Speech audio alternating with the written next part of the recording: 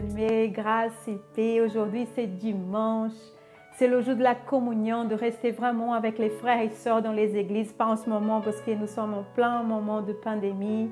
Mais c'est aussi un moment de repos de notre cœur, de vraiment là au moment où on reste tranquille, on va se promener, on va découvrir des nouveaux endroits. Alléluia. Et j'ai un endroit à vous proposer aujourd'hui, mais peut-être vous allez me dire, ma soeur, mais je n'ai pas beaucoup d'argent, mais je suis extrêmement fatiguée. Mais vous le savez, vous n'avez même pas besoin de bouger. Restez là où vous êtes, que je veux vraiment vous amener à cet endroit merveilleux. Amen. Restez là. Et cet endroit merveilleux s'appelle la présence de Dieu. Il n'y en a pas un autre endroit meilleur au monde. Et quand on parle de la présence de Dieu, je ne sais pas vous, mais moi je me rappelle de Moïse. Alléluia. Moïse, c'était un homme qui parlait avec Dieu face à face, tête à tête. Il avait vraiment une communion avec Dieu. Et cet homme, il était complètement transformé dans la présence de Dieu. Il était un homme qui avait peur. Il était un assassin, il avait tué quelqu'un. Il était en train vraiment de rester tranquille. Il était en train de s'occuper des bêtes, de bétail de son beau-père. Mais là, il a vu quelque chose de différent. Dans le mont Sinaï, Dieu il a envoyé un ange, nous savons que c'est Jésus, alléluia, pour parler avec lui. Il avait un buisson ardent qui brûlait, mais vous le savez, il était curieux, alléluia. Il y a une version qui dit, c'est bizarre, je veux voir ça de plus près, alléluia. Et c'est ça, souvent, nous ne voulons pas vraiment aller plus en profondeur dans la présence de Dieu, mais vraiment pour aller dans la présence de Dieu, il faut la curiosité de découvrir qui est Dieu. Qu'est-ce qu'il a pour moi, c'est vrai, qu'est-ce qu'il a pour me le dire, mais moi aussi j'ai besoin de dire plein de choses à Dieu. Peut-être aujourd'hui vous êtes comme Moïse, vous sentez petit, parce que Dieu quand il l'appelle, il lui dit vas-y va Pharaon.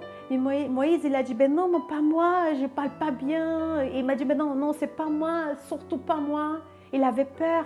Mais ce même monsieur qu'il avait peur, il était transformé dans la présence de Dieu. Parce que la présence de Dieu, c'est exactement ça. On arrive d'une façon, mais on sort complètement différent. Alléluia. Et c'est ça qu'elle fait, ce pouvoir de transformation. Nous le savons qu'aujourd'hui, nous avons le Saint-Esprit de Dieu en nous. Quand on va dans la présence de Dieu, comme nous sommes de nouvelles créatures, le Saint-Esprit, il habite en nous. Il fait tous les changements que j'ai besoin à l'intérieur de mon cœur. Alléluia. Et la parole de Dieu nous dit qu'il mieux vaut un jour dans la présence de Dieu que 1000 ailleurs. Alléluia. Peut-être vous êtes dans une situation tellement difficile que vous avez été éloigné de la présence de Dieu. Mais Dieu, il vous appelle aujourd'hui là où vous êtes. Vraiment, il vous invite pour venir dans sa présence, pour parler avec lui, pour entendre sa voix, pour sentir ses bras grands ouverts, mais vraiment ses bras qui vont vraiment vous accueillir dans sa présence. Soyez comme Moïse, cherchez plus et un peu plus de curiosité pour chercher, pour découvrir qui est vraiment Dieu. Et êtes-vous aujourd'hui disponible pour rester du temps dans la présence de Dieu, même que ça soit un petit moment? Je vous invite vraiment à rentrer dans la présence de Dieu aujourd'hui, de lui dire combien vous êtes reconnaissant avec tout ce que Dieu l'a déjà fait. Peut-être vous étiez vraiment éloigné, égaré, vraiment de trop beau.